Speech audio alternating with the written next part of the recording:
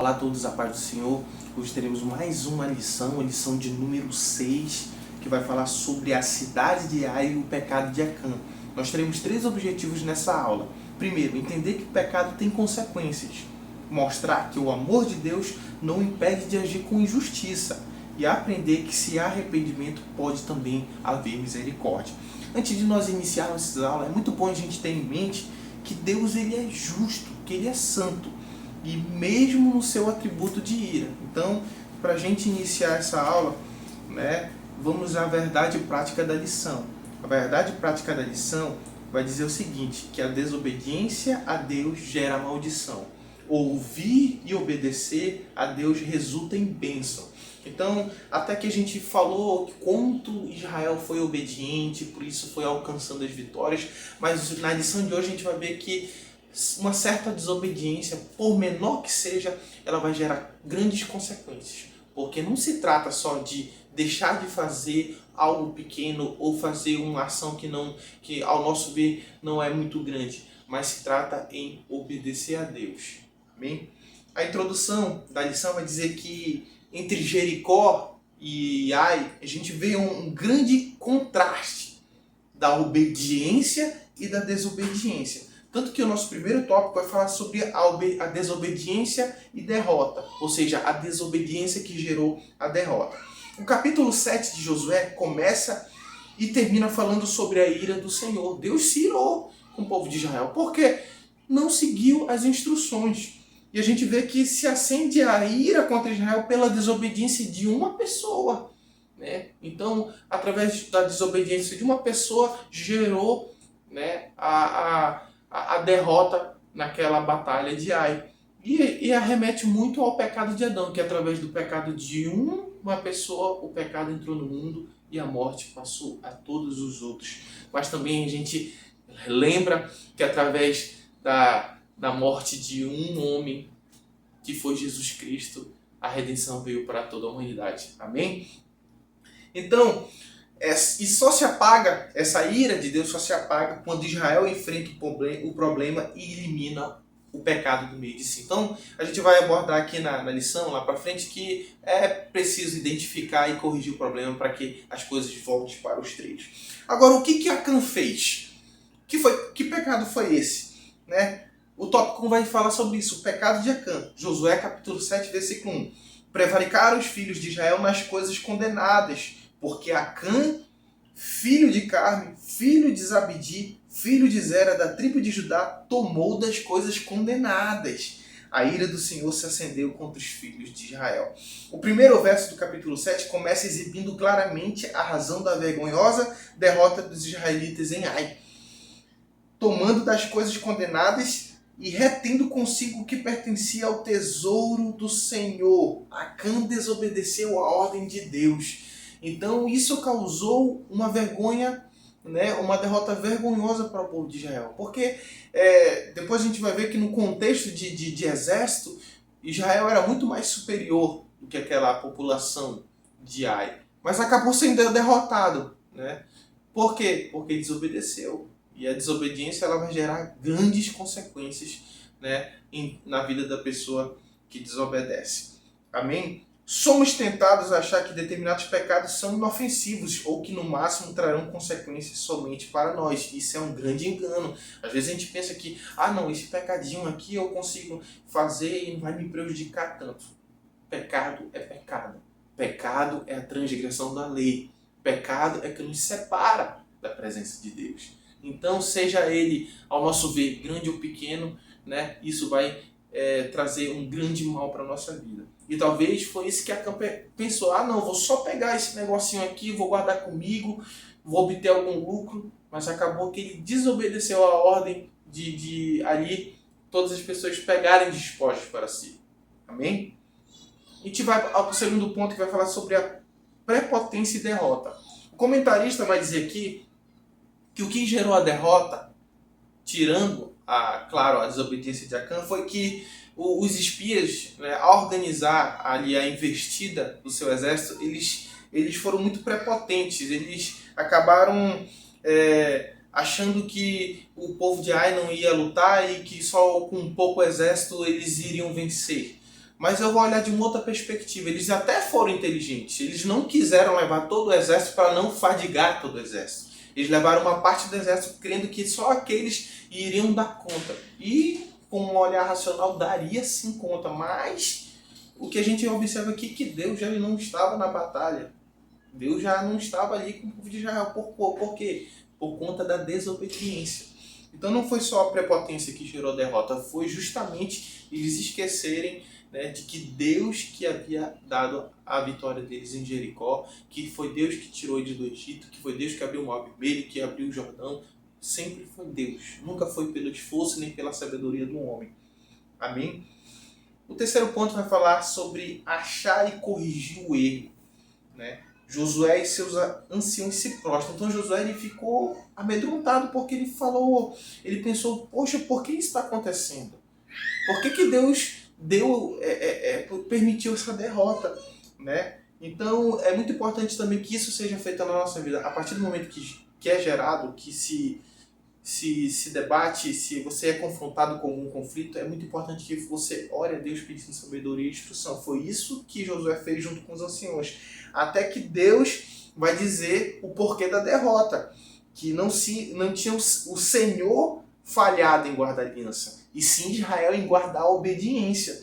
Foi aí, né? Foi aí que Josué vai atrás, né, do verdadeiro culpado, da onde tinha sido gerado o erro. E a gente vê que muitas das vezes o nome do Senhor é manchado por conta das nossas transgressões, por conta dos testemunhos de cristãos ou de pessoas que servem a Deus. Por quê? Josué estava preocupado com o nome do Senhor, porque com a derrota poderiam pessoas escarnecerem do nome de Deus. Não era esse Deus que estava com Israel? Por que eles perderam essa batalha? Entendeu? Até que o comentarista vai dizer aqui que era necessário purgar, ou seja, limpar, purificar o pecado do povo para dar continuidade à conquista. É muito interessante a gente trazer isso também para a nossa vida. Saber se alguma coisa não está dando certo, tentar encontrar, achar e corrigir o erro para que as coisas voltem para o trilho. Né? A gente também vai ver que durante o verso 13 e 18, Acã ele teve a chance de confessar o seu pecado. Só que ele esperou o momento final, até quando não fosse realmente mais, não lhe restasse alternativa, aí que ele confessa o seu erro. E a gente vai ver que o erro de Acã foi gerado por quê? Pela cobiça. Mais uma vez a cobiça entrando e fazendo a destruição nos lares, na vida espirituais das pessoas. Porque ele cobiçou uma capa babilônica, cobiçou ouro, prata de Jericó que pertenciam ao tesouro do Senhor. Né? E ele colocou na sua tenda. Olha como ele traz a maldição para dentro da casa dele. Olha como ele envolve a sua família na transgressão. Até mesmo no juízo. Né? Ali no juízo do seu pecado. Então a gente vê que a principal razão de Acã e sua família terem sofrido tão duro castigo foi desobedecer, quebrar a ordem divina. Então esse foi o principal motivo, né, daquele juízo que veio sobre a vida deles. A gente vai entrar no segundo tópico da lição, que é a destruição de Ai. Né? Após eliminar o pecado do arraial e aplacar a ira do Senhor, a campanha de Israel retoma o seu devido curso e recomeça, né, da maneira correta. Josué escuta o comando do Senhor antes de partir, sendo guiado e motivado por ele. Então a gente vê que Acã, Deus, ele instrui Josué, Josué vai lá, encontra, né, a tribo, encontra a família, encontra Acã, que havia cobiçado aquela capa, o ouro, a prata. A sua família, ele, sua família, seu rebanho sofrem, né, o castigo, o juízo, e tudo isso era para mostrar para o povo de Israel que não importasse, né? A partir do momento que eles quebrassem a aliança com Deus, eles sofreriam consequências do seu pecado. E isso também serviu, né, para que as pessoas, que o povo de Israel, né, também analisassem que Deus é santo e justo, mesmo na sua ira, mesmo no atributo de sua ira. Amém? Então a gente vê que de fato não era a maneira como as coisas aconteceriam. e sim que o povo aprendesse a ouvir a orientação de Deus e obedecer a sua vontade soberana. Então, não se daria em como iria se conquistar, mas qual a instrução de Deus para o povo para eles seguir, para eles obedecerem? Tratava apenas de obediência, sempre foi obediência, desde o início do paraíso do Éden, quando Deus fala, olha, come de todos os frutos, menos da árvore do conhecimento do bem e do mal. O que era isso? Obediência. E foi o que o homem não fez. E a obediência, ela sempre vai ser um pré-requisito para que a gente seja visto com bons olhos pelo nosso Deus, que a gente alcance as bênçãos do nosso Deus. Ponto 2, nova estratégia. Né? A gente viu que se formou uma estratégia, Deus deu uma estratégia para Josué. Josué também arquitetou bem, né, o que Deus havia instruído. E a gente vê que agora era o rei de Ai que tinha se precipitado e subestimado o exército de Israel. Porque ele falou, olha, daquela vez a gente conseguiu, então a gente vai da mesma maneira, né, quando vira o exército ali, né, a emboscada que Israel, através da liderança de Josué, montou, eles falaram, opa, o filme vai se repetir, a gente vai ganhar de novo. Então o rei, quando viu aquele exército, o que ele pensou? Eu vou chamar todo mundo pra gente aniquilar e acabar logo com essa guerra. E aconteceu que ele chamou todo mundo e deixou a cidade desguarnecida. Então o povo, outra parte do exército entrou, saqueou, ateou fogo na cidade. E depois a gente vai ver, você que leu o capítulo vai ver que houve uma grande vitória. O povo agora assim celebrava a vitória. E agora os despojos daquela cidade de Ai iam para o povo de Ai. Olha como Deus abençoou. Ele falou, olha, os despojos de Jericó, o tesouro da minha casa, o meu tesouro, o tesouro do Senhor. Agora os despojos de Ai vão para vocês. Olha como Deus não espera. Acã não precisava ter roubado aquilo. Ele seria compensado já na próxima batalha. Não precisava ter escondido aquilo. Né? Não soube esperar. Foi levado pela cobiça e acabou tendo um final muito ruim. Mesmo tendo se arrependido. Né? Acabou tendo um final ruim. Creio eu que Deus o perdoou, porque quando a gente lê o capítulo vê que ele se arrepende. Né? Não dá desculpa, ele se arrepende. Diz até o motivo por que fez. Mas o interessante é a gente ver que Deus agora estava dando os despojos, né, de Ai para o povo. Então, através dessa nova estratégia, através da obediência, o povo agora estava aqui alcançando as bênçãos de Deus. O ponto 3 vai falar sobre o que a gente já está comentando, a destruição de Ai. Né? O Senhor ordena que Josué estenda a lança para Ai. O gesto também serviu de sinal para a emboscada, né, entrasse em ação. Né? Assim como Jericó, Ai caiu e se foi, reduzida a cinzas e ruínas. Seu rei também sofreu um destino trágico e, juntamente com a cidade, foi enterrado sobre um monte de pedras, servindo isto de memorial para o povo de Israel e nações vizinhas. Assim como Acã e sua família também, Acã foi apedrejado ali se colocaram pedras sobre ele e serviu como um sinal, né, também fizeram isso com o rei, né, justamente como um simbolismo de que as pessoas que plantam o mal vão colher o mal e não importa a posição que elas estejam. Né? Então, tudo isso aqui a gente vê no capítulo 8 de Josué, é por isso que é muito importante você fazer a leitura antes. E a gente entra no último tópico que vai falar sobre aprendendo a lição. Após Jericó, o fracasso em Ai e finalmente a vitória sobre a cidade, fez Israel aprender importantes lições sobre a obediência e fidelidade a Deus, os quais o povo levaria consigo pelo resto da campanha liderada por Josué. Foi algo muito ruim que aconteceu ali em Ai, aquela derrota. Mas serviu para Israel abrir o olho, para saber que não era na sua força que eles iam conquistar, mas tudo se tratava da obediência para Deus. Então aquele acontecimento ia acompanhar Israel pelo resto da sua jornada, para servir, né, como aprendizagem para o resto da sua caminhada. Amém? A gente vai ver que eles erigiram um altar, né, agradecendo pela vitória. Foi feito o que? A leitura, né, a leitura da lei. Né?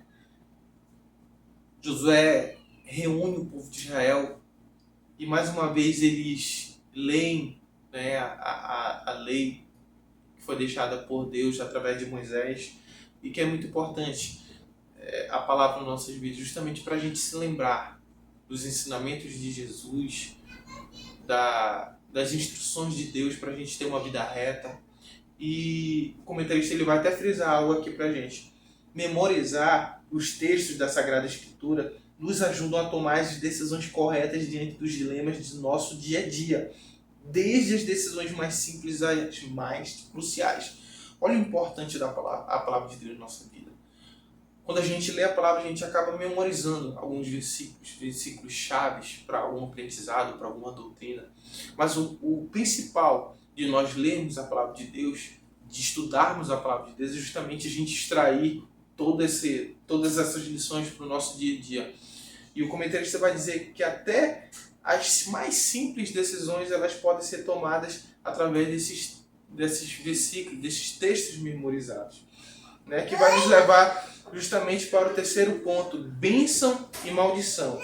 Outra técnica de memorização eficaz é o exemplo, né? A bênção adviria da obediência irrestrita a Deus, e a maldição sobreviveria àqueles que resistem a Deus e obedecem. Então, uma técnica boa para a gente memorizar os ensinamentos da Bíblia Sagrada é justamente o nosso testemunho. A gente, dia a dia, está praticando isso. Porque a prática ela vai gerar justamente esse exemplo. E não há nada melhor do que memorizar o ensinamento de Cristo é praticando, é sendo exemplo, né? E a gente extrai dessa lição o quê?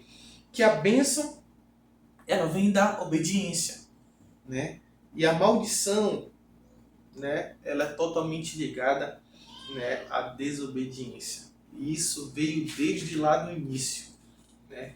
Desde que mundo é mundo, a gente vê que a obediência gera bênçãos e a desobediência gera maldição. Olha o que a aplicação pessoal da nossa lição vai dizer. Não podemos esquecer que o Deus de amor também é o Deus de justiça. Arrependemos-nos dos nossos pecados e cotidianamente, pois o Senhor é rico em misericórdia. Vivamos, pois, em santidade e justiça, esforçando-nos para que o nosso testemunho seja do inteiro agrado de Deus. Olha como Deus é bom conosco. Olha como Ele nos abençoa, né? Só que a gente tem que ter em mente que Deus ele também é justo, né? Ele pode nos perdoar do pecado, pode ter acontecido isso com Acã, ele foi perdoado sim. Só que o nosso pecado tem consequência.